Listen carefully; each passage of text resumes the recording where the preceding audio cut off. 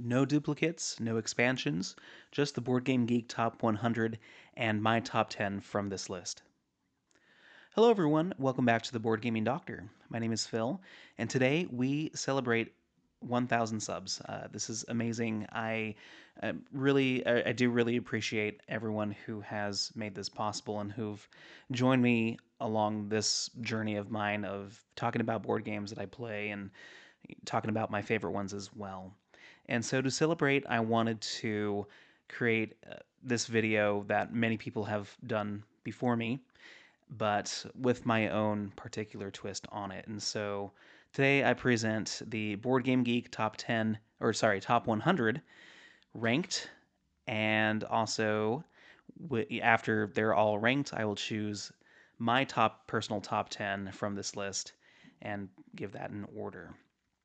So first of all, let's go through the tiers. I did not do the A through S. I wanted to be a little bit more descriptive. And so what my plan is to do is to go through these games and categorize them into either great games, ones that I want to play more of, good games that I will play if someone wants to play it. Okay games, I won't seek to play them, but if they do happen to be on the table with people that I enjoy spending time with, I will play it. Games that I don't want to play again, games that I haven't played but want to, and then games that I haven't played and won't try. And to be fair, like all of these games, of course, are really good. They're the top 100 for a reason. The majority of people who rank board games think that these are the best. However, with Board Game Geek and the way things are ranked, there are unfortunately a couple of duplications and other things. And so I wanted to modify this list to be a little bit more inclusive and to exclude some of those duplicates. So here is an example of the duplicates and expansions that I took out of this list. This this is arguably what I thought was the most fair. Of course, there are duplications of games or second editions, or rather, new takes on a certain game. For example, you have Gloomhaven, Jaws of the Lion, Frosthaven. They're each, a separate game. They each have a separate story. They utilize a lot of the same mechanisms, etc. And so I found it really hard to find a good delineation between those kind of games. Like other examples include Brass, Lancashire, and Brass Birmingham. You have Agricola and Caverna. You have a whole slew of games that kind of fit under this category in the top 100. But these are the ones that I thought made the most sense to exclude. So mostly, and I was really kind of surprised at the amount of expansions that are listed in Board Game Geek. You have Dune Imperium Uprising, which is a standalone expansion to Dune. You have, for Great Western Trail, you have the second edition, which is basically the same game, greater than 95%, I would say. Not, talking about the art, but mostly the mechanisms. But then you also have Great Western Trail New Zealand, which is a standalone expansion. Then Agricola Revised, essentially the same game.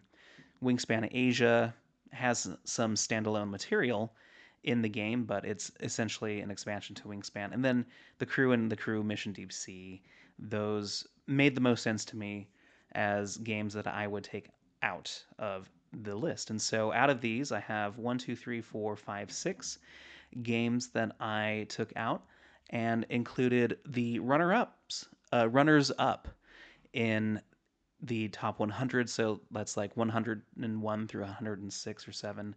It was interesting that particular list had some also duplications. Like there was Concordia Venus and Eclipse first edition instead of second edition, and so I excluded those. But anyway, some of these are some old favorites that have been on the top 100 before, and so they won't be of any surprise. But with that, let's get into the actual tier list.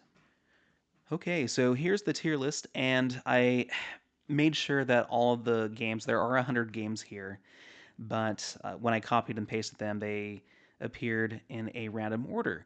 So I thought it would be fun. I think this will fit just fine to look at this list as it is in a random order. We'll just go left to right. So we will start with Puerto Rico. Puerto Rico is used to be one of the number one games of all time. It's a Euro game that features some questionable, uh, thematic mechanisms, but it also, or is the setting, but for the mechanisms itself, it's a very tight economic type of game where one player takes an action and everyone around the table takes a weaker action. Very similar to another game on this list. It's a classic game. It's one that I feel like I won't seek to play. It's okay to me. I like what it's presenting. I think there is enough variability within the game to make it interesting. I played it a few times, and yeah, I thought that it was just okay. I think from what I've gathered, the amount of strategy that is in this game is really dependent on player order and where you sit, and making the right and correct moves to make that happen as smoothly as possible. And so the potential for this game not playing well in those types of situations, which albeit is very, very slim in my experience, I think. But I think I feel okay with it being in the okay section. Mage Knight, Vlaada Chvátil. I haven't played it, but I do want to play it. It is a deck build. I actually did I play this game? If I did, I think I played this a long time ago and don't really remember, but I might have watched a video on it. But it's kind of a deck building type of game from what I remember, with storytelling and RPG elements as well. Very kind of campaign kind of driven sort of game. But Vlaada Chvátil is a really good designer, I think, and I think there was a Kickstarter for a new edition of this game. So yeah, that's definitely one that I would want to try to play at some point. War of the Ring is another game that I need to play. I played War of the Rings, the card game, which represents this game but with cards instead of an actual board. And so this is the ultimate two-player experience, and it's probably the bar from which all other Lord of the Rings games should be compared to. Maybe not as much from another game that'll be on this list too, but yeah, still want to try that out at some point. Easy ones here. So what I'm gonna do, so Caverna Agricola, like these are great games. I do play them very often. They're amongst my favorite. One of them is my favorite. Where I'm actually gonna just put this right here. So at the end of the video, I'll go through pretty much all the games in this category and then rank them 1 through 10 in my favorite games section. So I know that Agricola is going to be number one. Caverna, we'll see. It probably is in the top 10 as well. They're essentially the same game mechanically if you haven't played them. Agricola is a farming simulation game. Caverna is farming as in a more fantastical setting with dwarves. The biggest differences include Agricola featuring more of a card play to build your asymmetric powers throughout the game, and Caverna has a static set of buildings that you try to choose from to build to play from. But Caverna can also play up to 7 players, which is unique. So, yeah. Five Tribes. So this game is one of the first games that I played. I still own it too. Um, and so yeah, I think it's okay as well. It's on Board Game Arena. You can try it out. It features a Mancala action selection mechanism that's really fun. There are different ways that you can try to strategize and gain points from this game, but it mechanically it doesn't suit the kind of interest that I see thematically as well as mechanically.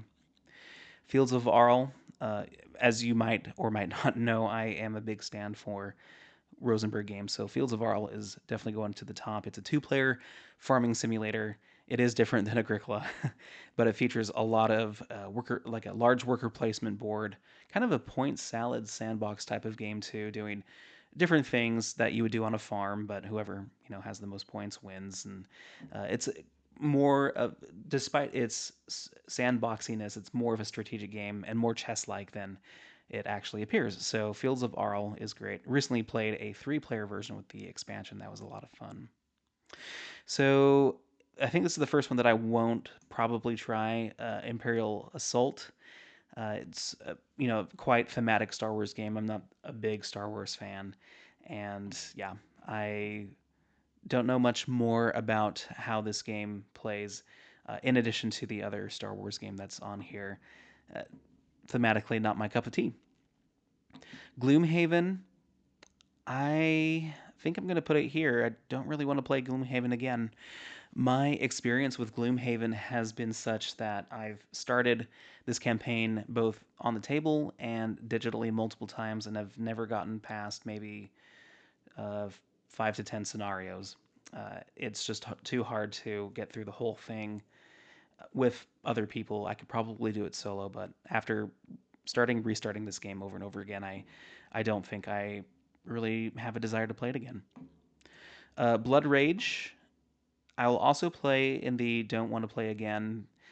I think this game is totally fine. Uh, you know, I think I'll put it here.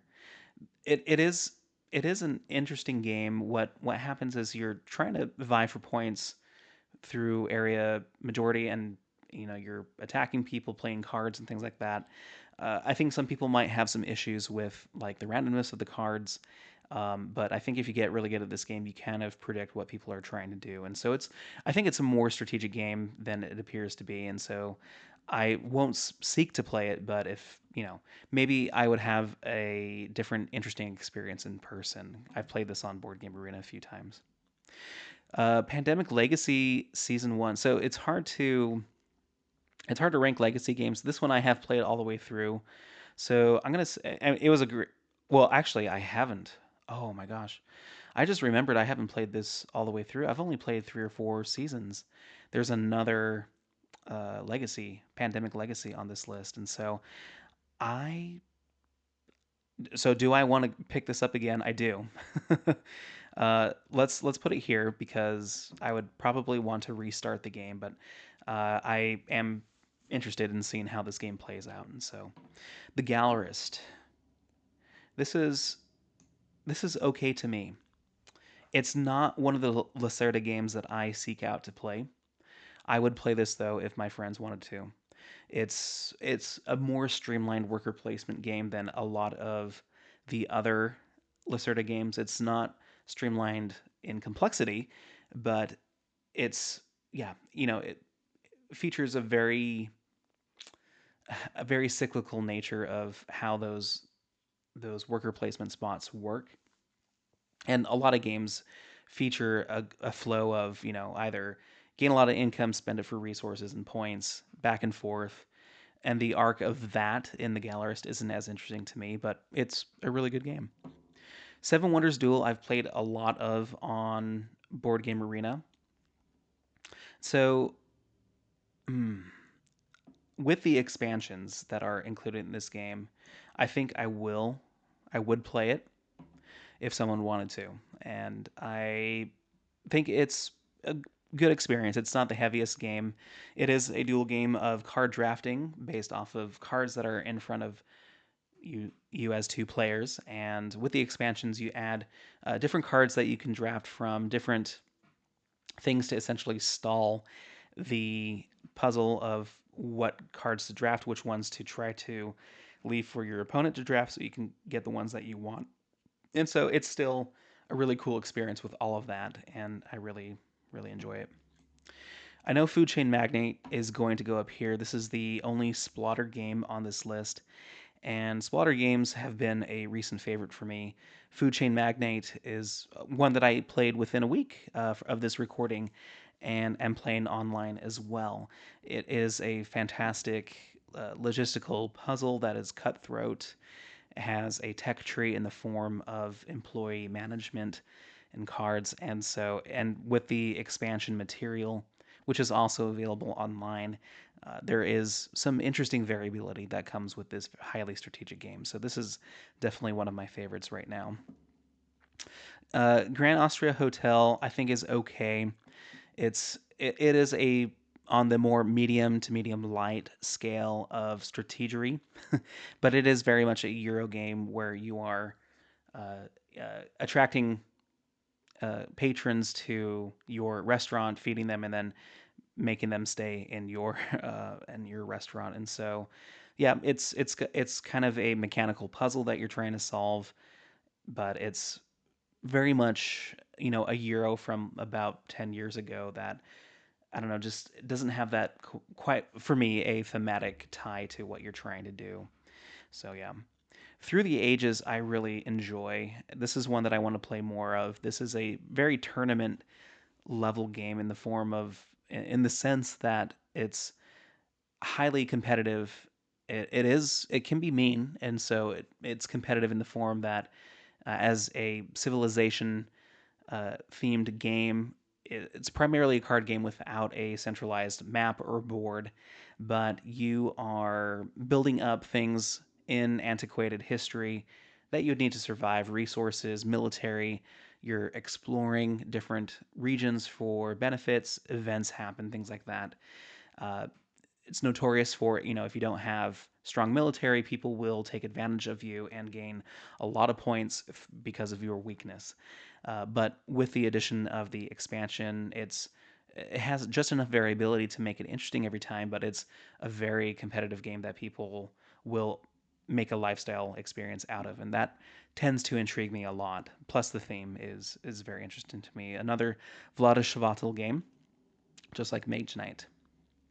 Okay, I think this one's Kingdom Death Monster. I don't have any desire to try it. It's kind of a game similar to Gloomhaven, I suppose, kind of an RPG style experience, but one that I don't have any interest in playing. I don't want to play Mansions of Madness again. I used to own this game. It's a app assisted experience where you use action points to essentially move around, explore, a certain scenario, you're battling up against the forces of Cthulhu. But for me, like these experiences are like scenario based are kind of a one and done experience for me, even if I win or lose. And so that's why I don't really like that. Scythe. I will play this one. This one, it's a good game to me. It's I think Jamie Stegmaier's highest rated game. It's a very Euro style experience where you are moving around a shared board with resources and trying to gain certain achievements in a race style experience. And I think that from what I've heard, like the ceiling of strategy for this game, while is quite high, seems to be kind of predictable with the faction that you choose and the map. Wherever it's layout, you could potentially know how many turns you have before you win. And so I don't know. I think so. The strategy behind that is not what I'm essentially looking for if I had to sift through all of these really good games. And so, but as a someone who is not well versed in the strategy, it's a good game that I would want to play. Arkham Horror, the card game, I don't want to play again. Kind of similar to Mansions of Madness. It's a fun enough game with cards. I used to really enjoy Lord of the Rings, the card game, and that's the theme that I would rather see myself in versus Arkham Horror, which I think is arguably the better of the living card games, but it's just one that I don't want to play. Max versus Minions is one that I haven't played but would like to. From what I understand, it's a kind of a programming type of game that sounds interesting.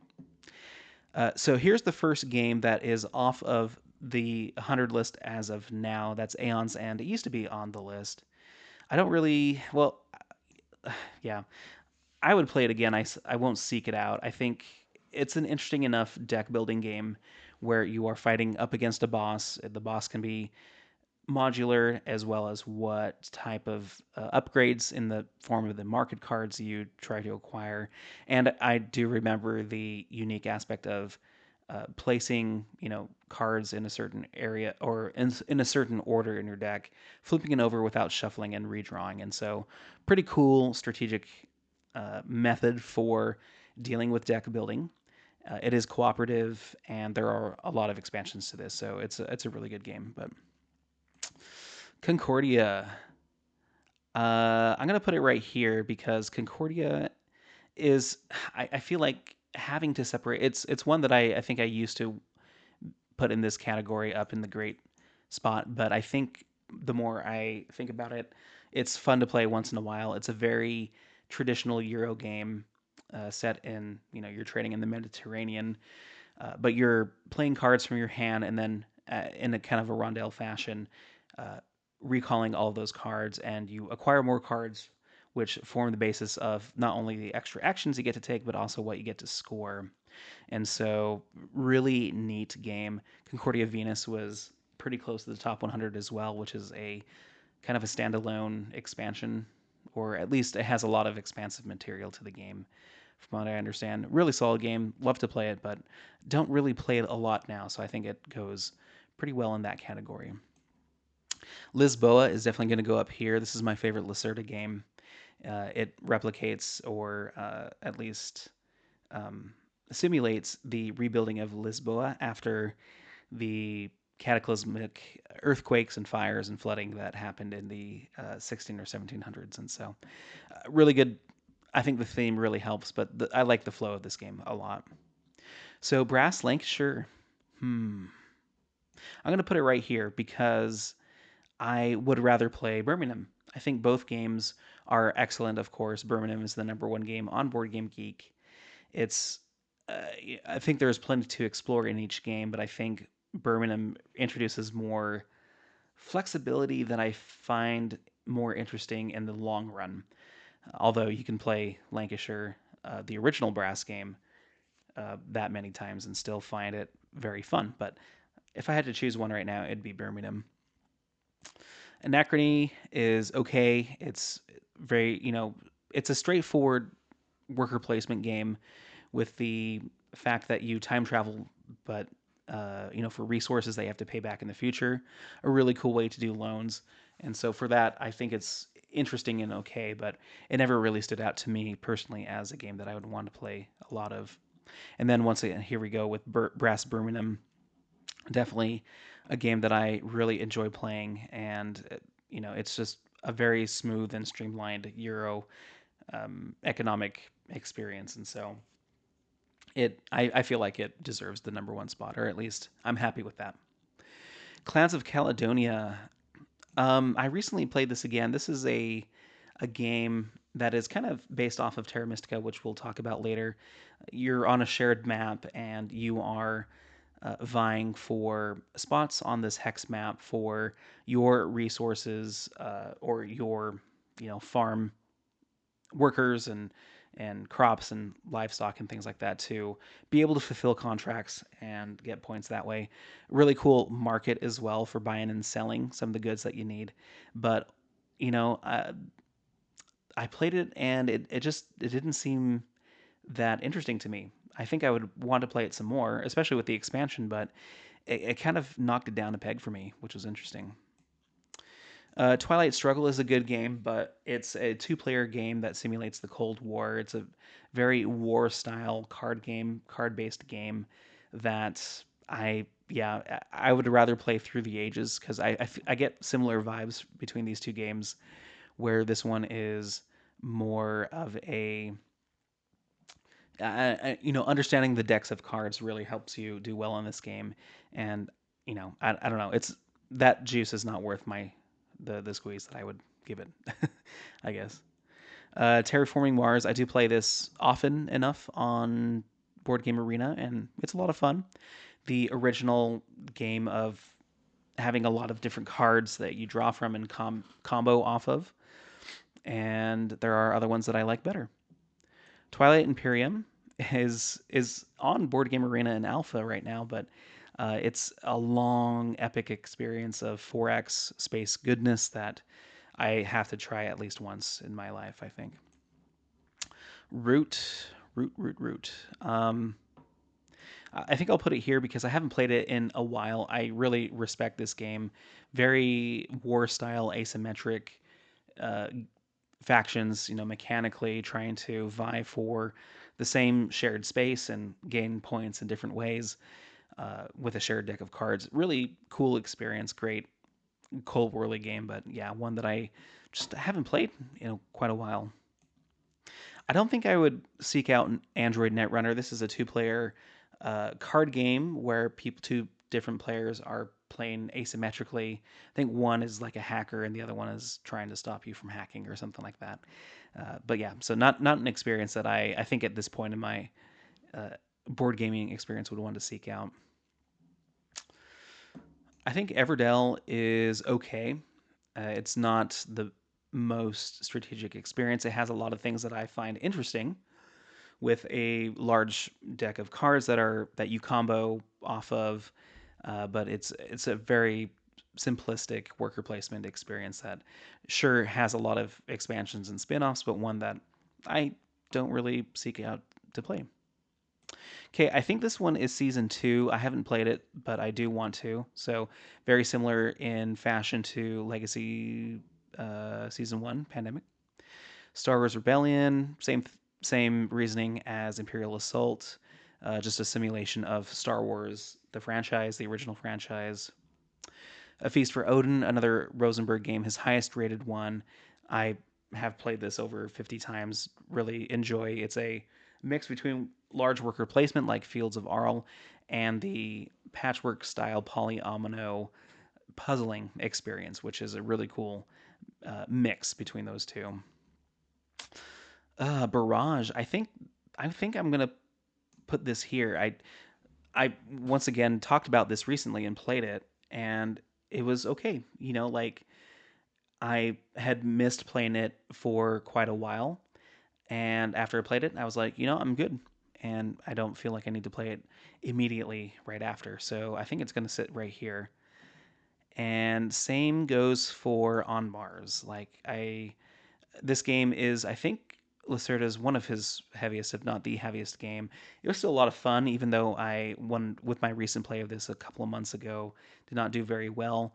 It's like, you imagine terraforming Mars, but with more of a Euro style theme based off of Lacerda. Really cool mechanisms in like sharing technologies. If someone progresses up their technology track, you are able to utilize the benefits of that as well. They get the points, but you get the benefit. And so there's some shared incentives, a really cool mechanism of taking actions in the shuttle as well as on the planet. So, really cool thematic Euro game, but one that's a little too heavy for my comfort right now.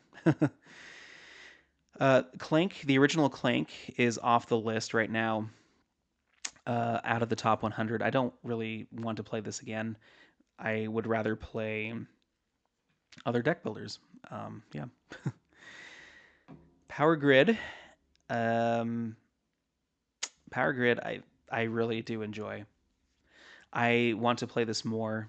It's a very economic and based game. It's of bidding for cards that increase the power that you're providing to cities, and you bid for these different buildings and try to math out how much power you need and money you need to be able to expand your network.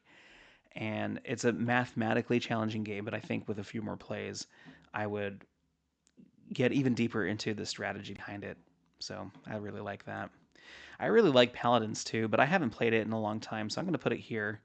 It's a really neat worker placement game, very Euro style experience. Yeah, that is pretty fun. Wingspan, I'm going to put it up here. It's one of my favorites.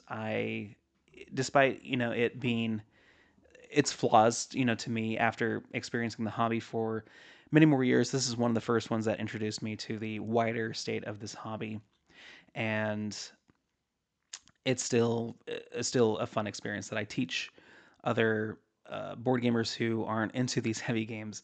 This has been a great bridge to meet someone like me who has enjoyed heavier games and someone who hasn't. And so, very good. Pax Pamir, I think, is okay, but I would wouldn't necessarily seek this one out to play. I think mechanically this is a Cold Worley game featuring very historically in a similar vein to Twilight Struggle. Like all the cards have history on them. They do certain things that are based off the history that are a little bit more abstracted on a small board, but yeah, it's not It's not my favorite experience, but I respect it. Zulkin, I think I'll also play here because it isn't Simone Luciani and company, same designer as Barrage, which we put here. It's you've got the interesting mechanism of dials, and you place a worker on this dial. It moves around with other players' turns, and you have to figure out when the right moment is to step off and take a big or bigger version of that certain action without having that worker get flown off the dial. It's a really cool mechanism, but other than that, the strategy with the Euro style mechanisms here doesn't really excite me that much anymore. Cthulhu Death May Die, cooperative game. One of my local friends has this game, and I definitely want to play it. It's their number one game of all time, so I am excited to try this one out. Um, so my wife and we have Clank Legacy, and it's one that I also don't want to play. Like we've played a few sessions of it. I I guess I'll put it here because if my wife wants to play it some more, I would. But yeah, it's more of the same with Clank. There's more to it. I think it gets a little bit more complex, but it's Clank is a deck building game that uh, features an interesting like dungeon crawling aspect to it, but you know it's not that fun. Honestly, that's my hot take. Underwater Cities, I have to put it here because I haven't played this in a long time. I need to play it again. I really wanted to put it up here. I think I would be really motivated to play this one again. This is Vladimir Suhi's best game. I really like it because it has kind of that tableau building feature that is featured in Agricola, uh, but with a really cool like worker placement combination factor where a static set of spots are matched with a random or not a random card, but like a card from your hand to combine different effects in different ways. And so it's a really cool puzzle. And so yeah, it's one that I definitely want to play more of.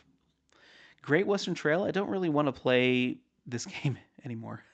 It's really good, but I think I would try like New Zealand and some of those other games. But it's a Alex Pfister Rondell game, his best, highest rated game, of course. Um, but yeah, no, strategically, it's not something that I would want to get deep into. Maracaibo, I'll put it here because I was, kind of inspired by the Brothers Murph as they have been doing this or released this video not too long ago. And they mentioned Pirates of Maracaibo, which is a card based version of this game. I think I would rather play that game than Maracaibo, and that one's on Board Game Arena. So, yeah, so that version of Maracaibo is really fun. Like this is my favorite Alex Pfister game, I think, and so I would. It's either this one or Mombasa, which is not on this list, but yeah, I think that's probably where it should go. Marvel Champions, I'm okay not playing this game. It's another living card game version, like what is it? Arkham Horror right here.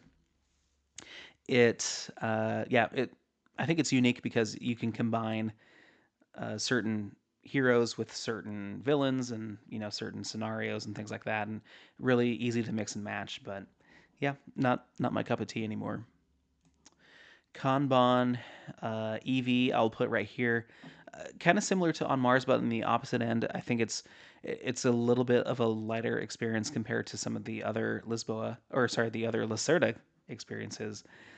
This one features you're trying to build out cars in an automation factory, and so there's a lot of back and forth and trying to um, get into the right amount of flow compared to your opponents to be able to crank those cars out in a timely manner. So yeah, it's been a while since I played this one. I want to try Eclipse. It's a longer space 4X type of game that I haven't played before. Um, I don't want to play. Yeah, I don't want to play Gloomhaven, Jaws of the Lion, or Frosthaven. I suppose if I had a friend group who really wanted to play it like online, I would. But more of Gloomhaven that I just don't want to play any more of. Um, I'm fine not playing Cascadia as well. This is a really good tile lane game, but there's another one here on the list that I think is better. Race for the Galaxy is probably right here. I really do enjoy Race for the Galaxy for what it is, but it's just one that I haven't sought out playing. This does what Puerto Rico does as well, of taking an action, everyone else takes a weaker action. It's a card-based version of that game. Well, not of Puerto Rico, but of just it's just a card-based game with lots of expansions. But I think I'm intimidated by how well people play this game. So Terra Mystica, I probably don't want to play this one again because of some of the other versions of Terra Mystica. This is the original heavy Euro game that was very formative to me. It was one of my favorite experiences before I really got into the hobby. It's probably the first heavy game that I ever played, but I like some other versions of it better. And that's not Gaia Project. So Gaia Project is like the upgrade or the sequel to Terra Mystica, which features a more modular board and different technologies that you can pursue. Uh, I find a better experience in another game that's coming up here. Lost Ruins of Arnak is okay to me. I I think it's fine. Like it's a really slow deck building game in the deck building aspect of it, and you are either essentially progressing up a track or exploring the board as the main point of strategy, and that's not as interesting to me, but it's still a fun enough game. So I have played Pandemic Legacy Season 0 all the way through. So I'll just put it here because I finished it, but I thought it was a really fun experience, a really good take on the pandemic experience. Hegemony, I'm playing a game of this right now, so I'm very much in the first opinions of it. So I think I'll just put it right here. It is a longer experience that is very politically driven, something that I don't really have much interest thematically in wrapping my head around, but the gameplay itself is interesting enough that I can see why it's so popular.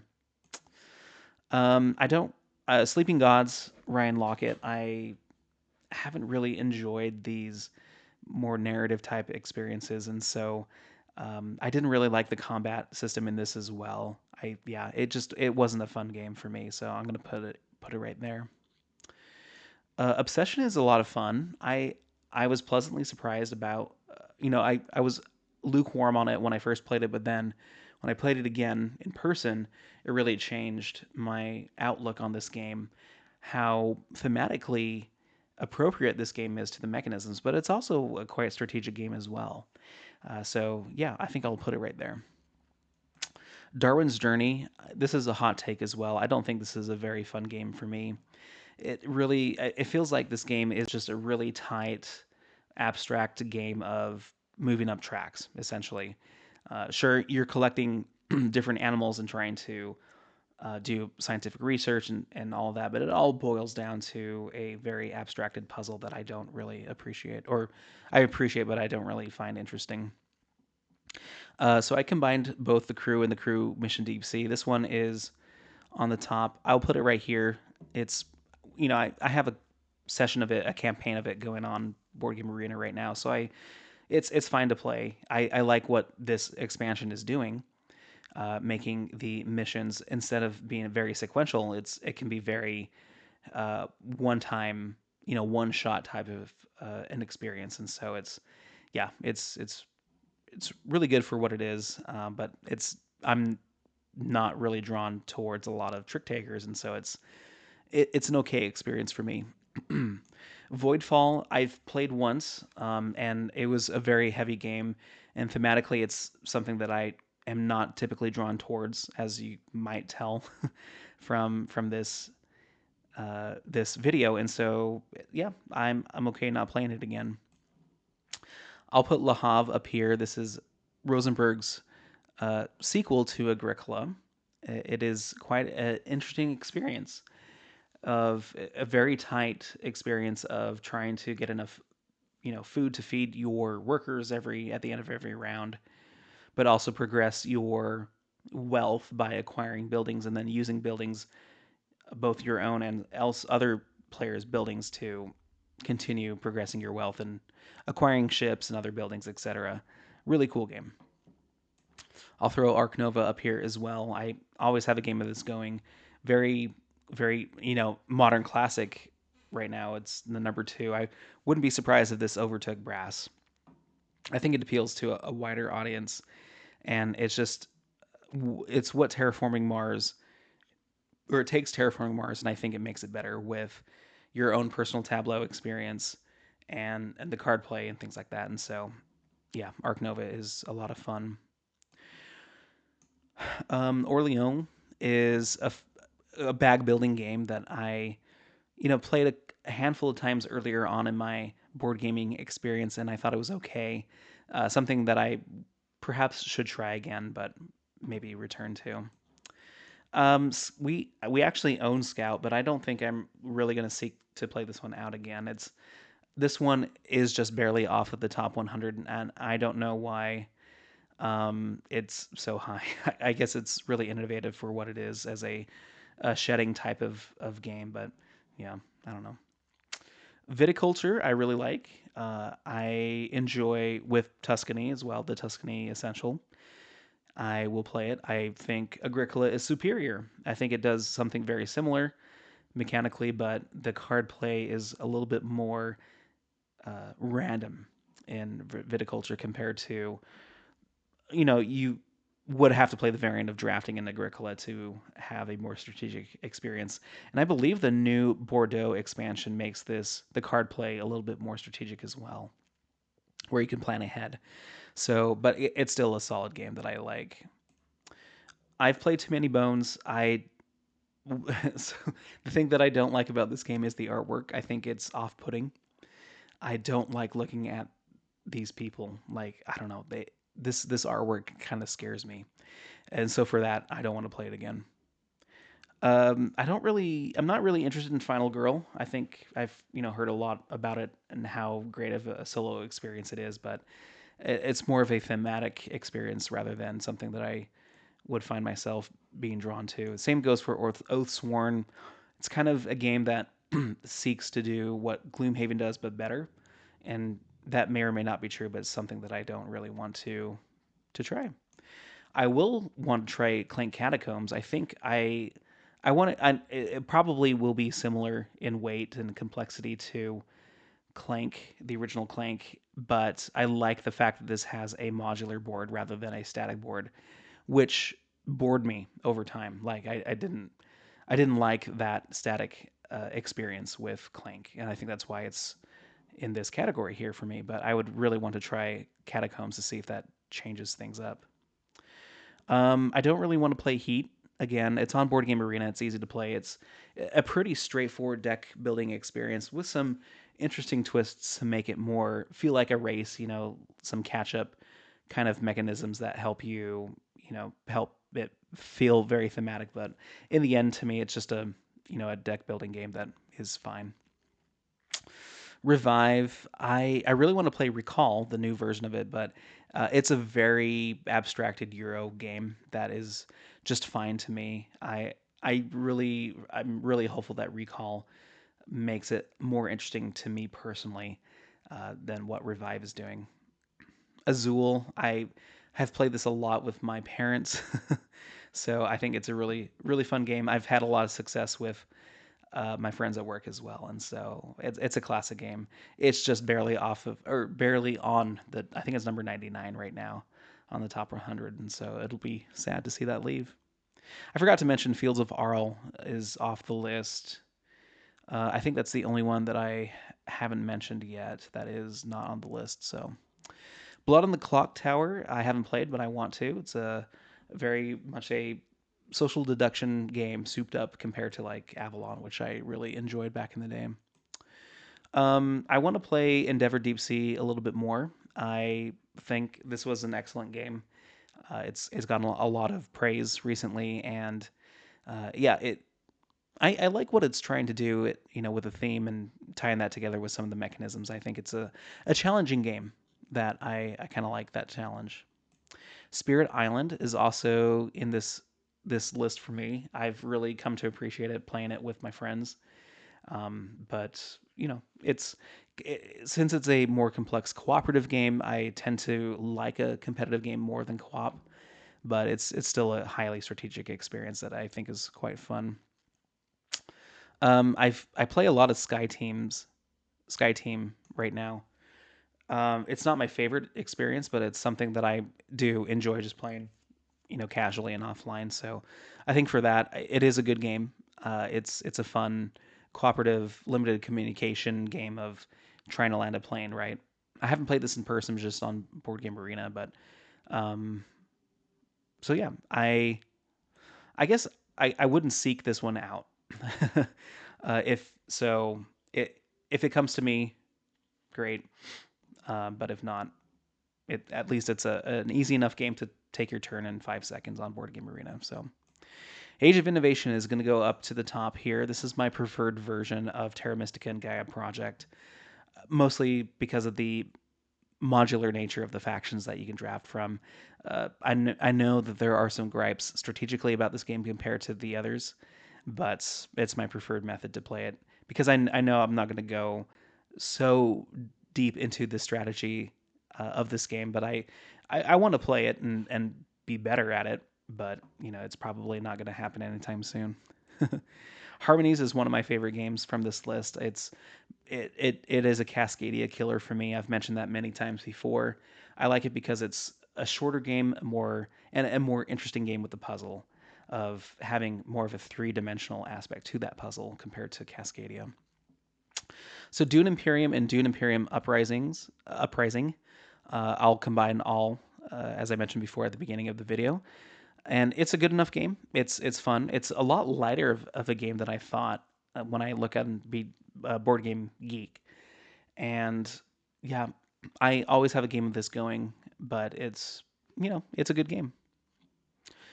I don't think I want to try the Ticket to Ride Legacy game.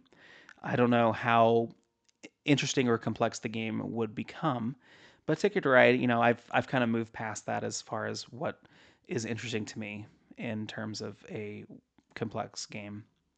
I really like White Castle, but I haven't played it in a long time, so I think I'm going to put it right here.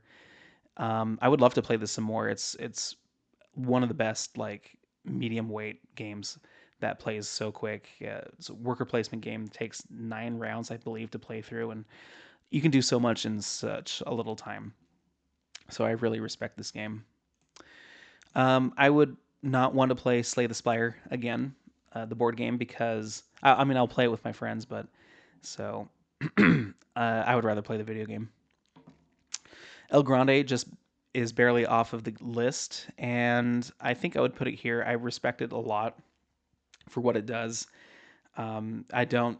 I guess I don't find myself privy to the actual strategy behind this game, and so. But yeah, I think it's a good enough game. Arcs is number 100 at the time of this recording, officially on the top 100. So excited to see it here. I've talked a lot about it, and that's definitely where I want to put it. SETI, I think I'll put it here. It's not one of my favorites anymore. Uh, Playing the expansion kind of turned me off of it. It so like I think Arc Nova is a better similar game to SETI. SETI is more thematic, I think, but Arc Nova I think is a more strategic game than SETI. I think it's too balanced, honestly, and which is cool. It's cool that you can make that happen with such a large deck of cards. But yeah, I think it's great, and I would happily play it, and I own it. But yeah, Arc Nova kind of does something similar that I would rather do. I'm gonna put Seven Wonders Duel, Duel for Middle Earth in the same category as Seven Wonders Duel. I probably like it a little bit more, but yeah, it's a lighter game, and so if this was on Board Game Arena, I would probably play a lot more of it. I want to try Bomb Busters. I know it's cooperative. I know it's kind of a lighter experience, scenario based. Don't know much more about it, but yeah, I think it would be a lot of fun. Oh, I have played Nemesis, but I don't want to play it again. It's a very thematic game that is just not my style of gaming. I think Crokinole is fun too. It's a very dexterous game, dexterity forward game that I, just yeah, it's a simple enough game. Uh, I actually played this not too long ago, a couple months ago, just randomly at a game night, and it was fun. Castles of Burgundy is probably going to be here as well. It's a really good game.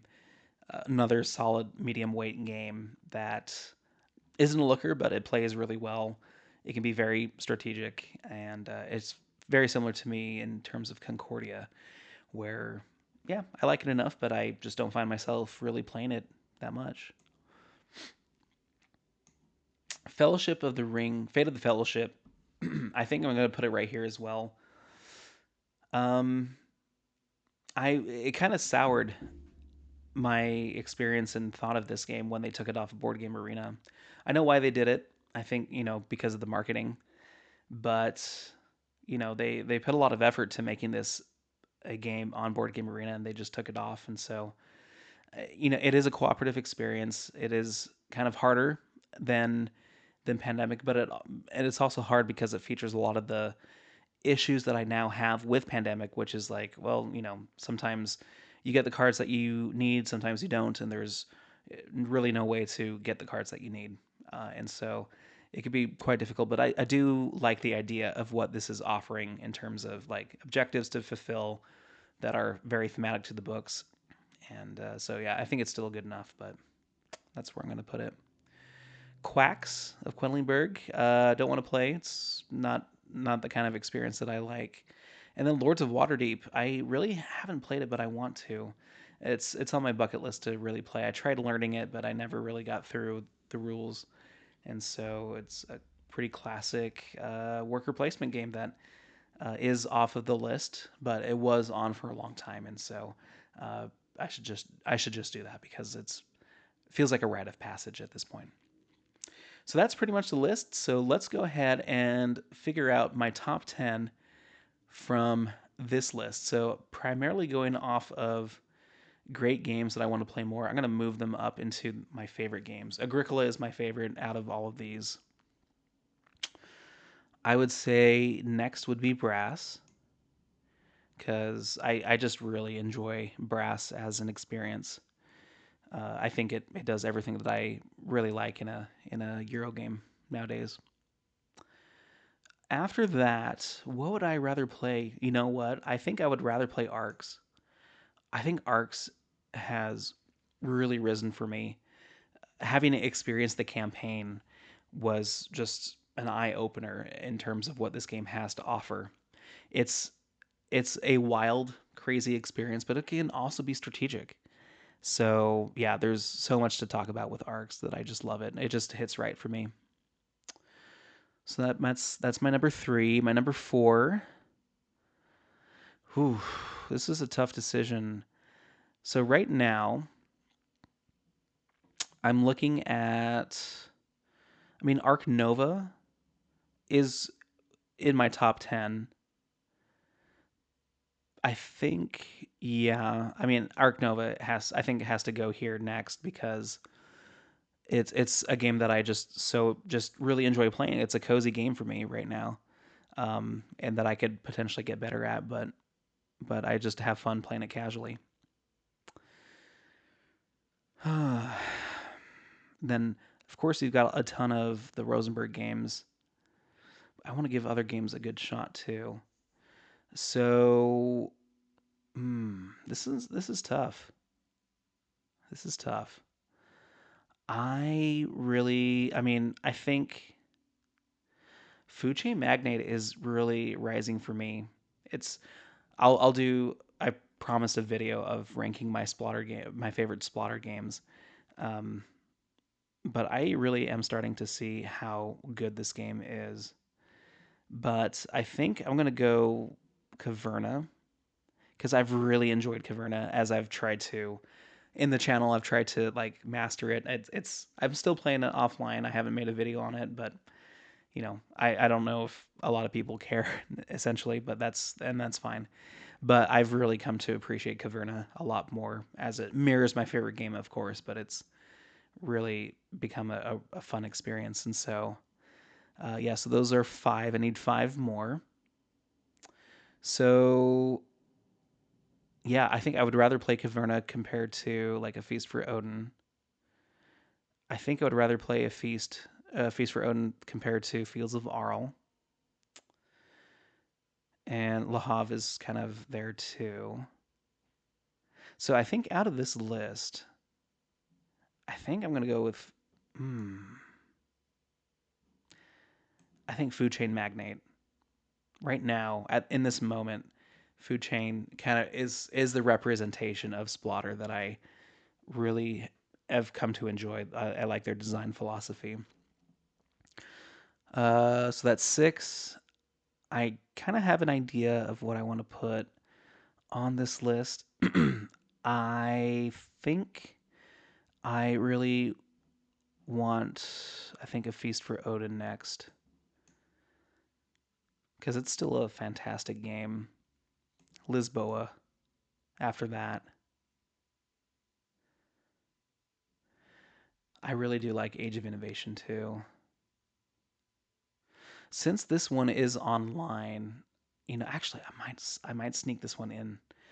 Age of Innovation has been just a fun, really fun experience, and I think the fact that I have been playing more of this lately kind of nudges it up a little bit, and so I think that's where I'm going to put it. So one more, right? Yep. And I think, hmm. And I've also been playing some more Wingspan recently that has been a ton of fun. I haven't played Le Havre or Fields of Arle recently. I'm gonna put Wingspan at number 10. I think it's such a fun game, despite its flaws, like I've mentioned before. And then the rest are the runners up in no particular order. Although it's hard to leave out Fields of Arle and Le Havre. There are other Rosenbergs that I like more, even more than like Feast for Odin and Caverna. Like you've got Glass Road and Newsfjord and Black Forest. That those are Canal as well.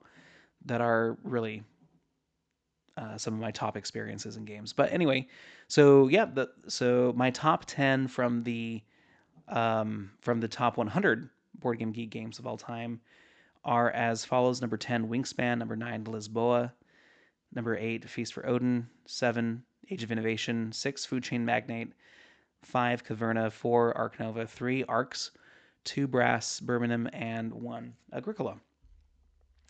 So there you have it. That is it. My top 100 ranked with my top 10 great games, good all the way down to the ones that I don't want to play again and won't try. So out of the top 100, uh, yeah, I'm only missing 1, 2, 3, 4, 5, 6, 7, 8, 9, 10, 11, 12, 13, 14, 15, 16, 17, 18, 19, 20. About a fifth of the games I haven't played yet.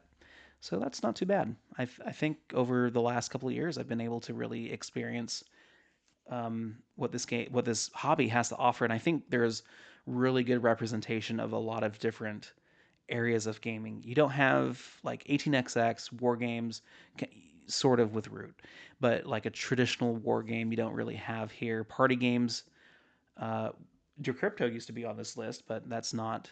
I don't see that here anymore. The closest is like Scout to like a more a lighter, card based experience. You also have Crew, all the way to the heaviest ones like On Mars, Hegemony, uh, you know, and everything in between. Even Dexterity is represented here, so it's a really cool list.